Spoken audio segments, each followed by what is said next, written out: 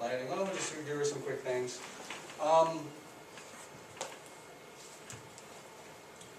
So lighting. I shoot a lot of stuff. Most of my stuff is like documentary film stuff, but at the same time, you still have to take into account kind of this notion of three-point lighting. And if we had another session, maybe we'll do another session about lighting and framing. But there's basically three kinds of light. There's we're going to kind of demonstrate some of that. There's maybe we can demonstrate it in here some way. Maybe we can use that. See if we can get that light.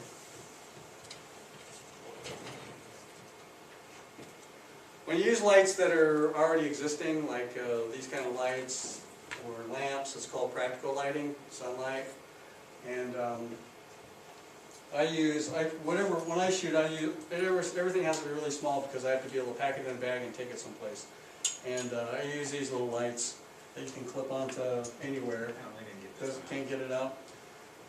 But anyway, just to kind of go over the lighting, in fact, there's pictures and explanations in your packet about all this stuff. There's key light, fill light, and backlight. And look, your key light is really the light that shines onto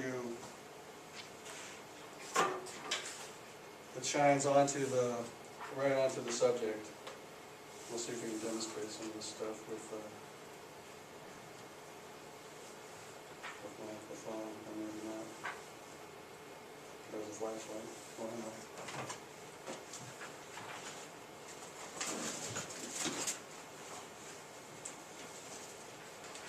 You can be the subject. Right.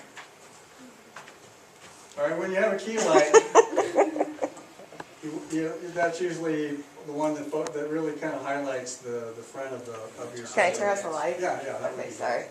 Okay. And so can you look at his eyeballs? Can you see that reflection in his light? That there's like those little white dots that are inside. In fact, when you watch television or any movie, you can see that. It gives life to the shot. That's called an eye light. And so there's also what's called the backlight. And on television news and television talking heads, they'll really light the back because you can kind of see how his back of his head is highlighted, and there's kind of it gives a rim around his head. That's called the rim light. And fill light is, turn on the main lights. Fill light is pretty much just light that kind of fills up the space, and that's will be your main light. If you're going to be totally setting the light and you're going to be in a dark room, you would set a third light that would be the fill light. You can see there the fill light just kind of put the light in the rest of the place that's not highlighted by the key light in the front and the backlight, which is in the back. It gives your subject a place in the scene too. That's why I don't like a lot of mistakes being filmmakers made was they'll put their people right against a wall, and it's almost impossible to get decent backlighting. And it's if you pull them out a little bit, and then you can light them in the back. You can have some interesting, it'd be a little out of focus maybe, but something other than just a boring wall. Yeah, so that's actually the subject of another class. Yeah, how to light well is. How to light and do sound. What I was going to also show is just the basic shots. This is all in your packet as well. And usually if you're going to have 2 or 3 different takes, you'll shoot a master shot. You'll shoot the whole movie. If you have time, you'll shoot the whole movie on kind of a wide shot, and that would be kind of your establishing shot for the scene. And you would add in other shots, such as this is a full shot that kind of shows the subject, who is the full body, the medium shot, which is the half of the body, medium close-ups, and extreme close-ups. And you can use, and that 12 Angry Men scene, you could see how they use the camera to really dramatize things more by getting into extreme close-ups, coming in from the full shots, and then pulling into the extreme close-up shots. But when you're writing your shot list up and you're going through your screenplay, you figure out what points that you want to have maybe being more dramatic and have those being more close-up shots, and tears like eyeing up in eyeballs and things like that. Snot rolling out of mouths and that kind of, things that can really kind of get your story across by just using how your camera angles are going to be, your camera shots would be. Okay? Another workshop, just on lighting and framing.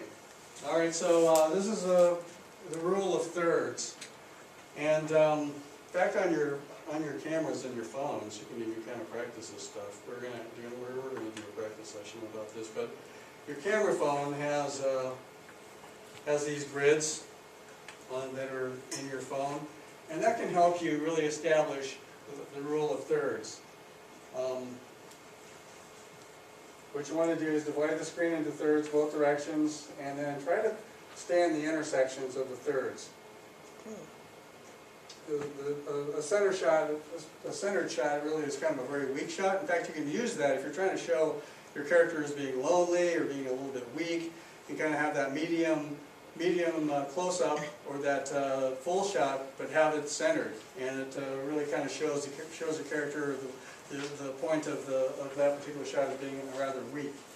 And so remember to line up your subjects using this sort of rule of thirds, and the distance between the top of the head and the top of the frame is called headroom.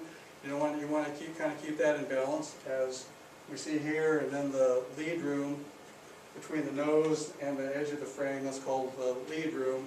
And you can also, use that to kind of tell stories. Like, for instance, this person would be talking to someone over here, and so when you shoot this person, he would likely be in this third of the shot, just so it looks like they're having a conversation when you cut back and forth.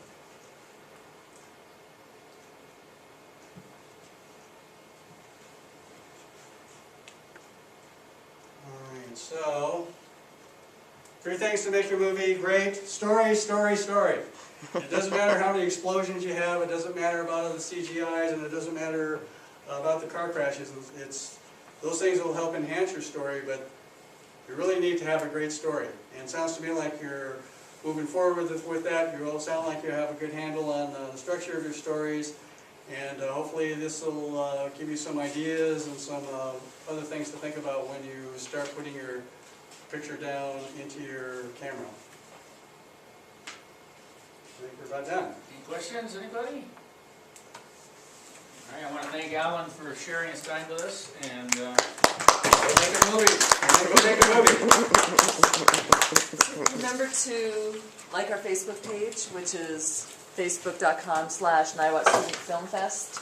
Our website is niwotstudentfilmfest.com. And if you guys have any